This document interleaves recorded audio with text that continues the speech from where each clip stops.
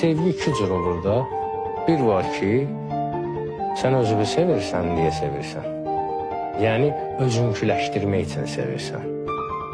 Bir de var, sevirsən əsil sevgi, fədakarlıq göstərib sevirsən. Bir sevgi var, mənimsəyirsən, bir sevgi var, yani özünküləşdir. Bir de var sevgi, sen özünü verirsən fəda. Onun için rəhmətli Füzulinin o bir beyti kifayət edir ki, canı kim cananı üçün sevsə cananını sevər. Kim cananına göre sevir ki, ondan bir mənə bu əmanətdir, o elə cananını sevir deməkdir. Kim ki cananını sever, canı üçün öz canını sever.